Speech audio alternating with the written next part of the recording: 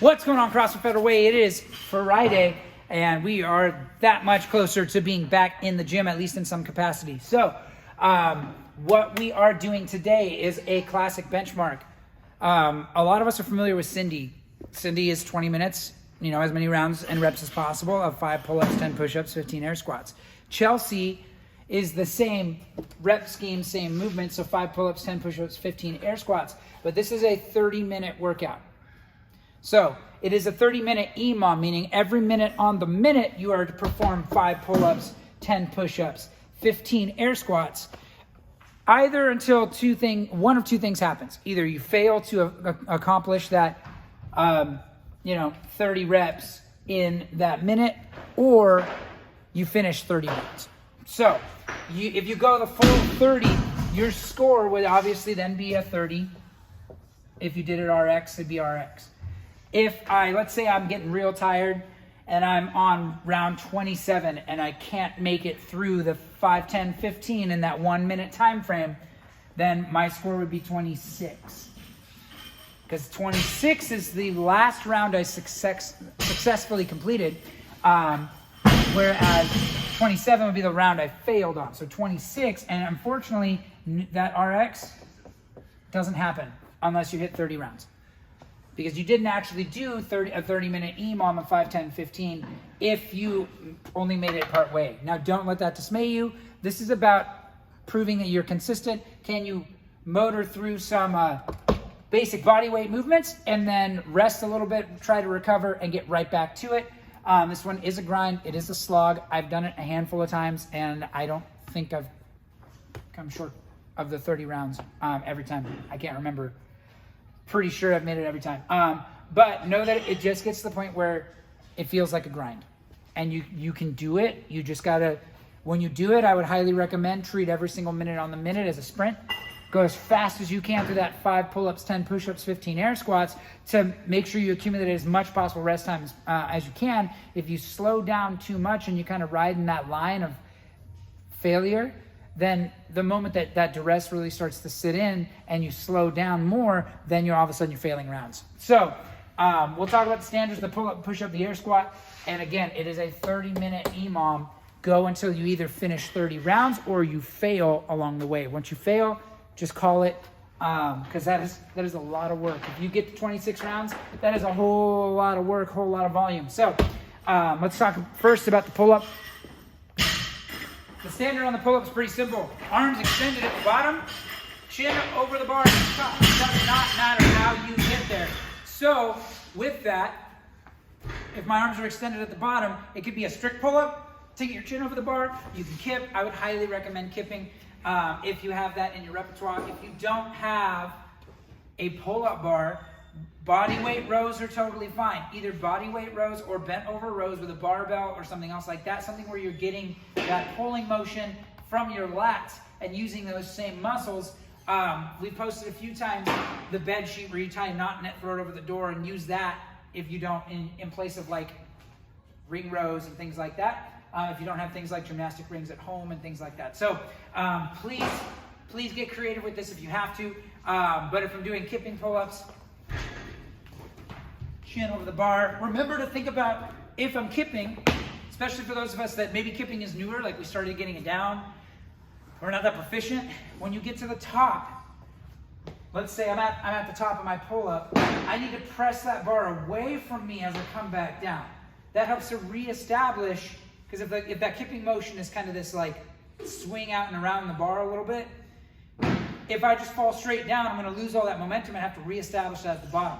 So if I'm coming up to the top and I'm finishing, I need to push away from the bar to reestablish that swing so I can help generate momentum for my next rep. And that helps me come into that extended position at the bottom of the kip and makes it easier to get a better stretch reflex to throw myself up over the bar and stay controlled. So that's the pull-up. Again, arms extended, chin over the bar. If I'm doing body weight rows, arms are going to be fully extended, and I want to pull until my hands or the implement is at either side of my chest. So I've got that full range of motion, go back to full extension. From there, we're going to push-ups. So the push-up itself, hands are going to be about shoulder width distance. I'm in that high plank position. Legs are tight, belly's tight. Chest comes down to the floor, and then I press all the way back up to full extension. What I'm looking for is, how do your elbows track? So as I'm coming down, are my elbows tracking out? Like am I winging my elbow out and creating this internally rotated position in my shoulder, which is a compromised position of the shoulder? Because we all know that person that does push-ups here and thinks they're doing something. So we want to keep hands in nice and close. Elbows should almost like hug the side of your body. So my elbows are nice and close to my body. As I'm coming in, that helps recruit my lats a lot more. The bigger the muscles we can recruit, the easier we can do these movements and the more sustainable they are. So from here, elbows are nice and close, and then all the way back up to full extension. So make sure arms are locked out, elbows are locked out at the top. I'm not going up part way and then back down. So that way we're still training that full range of motion on those push-ups. If I need to scale my push-ups, you can do them off your knees. If you had a box or if you had something else that you can actually elevate your upper body, that works too. So let's say that I don't have a regular push-up yet.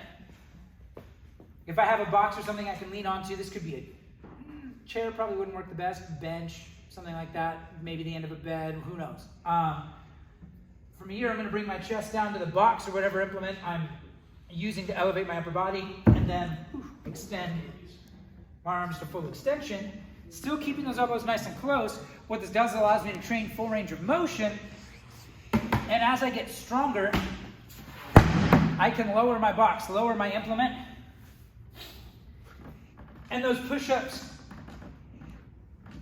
get a whole lot more challenging as I get closer and closer to the ground. You can lower over time. Eventually you're doing real push-ups instead of just doing push-ups off your knees all the time, because in my experience what I found is people don't very often graduate from their knees to a regular push-up, even if they train that a whole bunch. So finding some other way to create the same stimulus and control the loading in our arms as we're getting lower to the ground is going to be a much better way to progress into actually doing regular push-ups and being more proficient. So the last thing is going to be air squats. So just a good old body weight squat. Feet are going to be roughly about shoulder width distance apart. Let me tie my shoe real quick. So I can have my feet about shoulder width distance apart. A little bit toed out is totally fine. You don't want to toe out too much because that makes things unstable, and also can potentially create what we call knee valgus, where that knee wants to cave in on your squat, and it's a compromised position for that joint. So as I'm squatting, I'm thinking about driving my knees out as I sit down, so my weight is in my heels, my hip crease is below the top of my knee. So hip crease below the top of my knee, chest is nice and tall, so my back's nice and flat, and then standing all the way up to full extension. I know I'm standing at full extension when I can squeeze my glutes.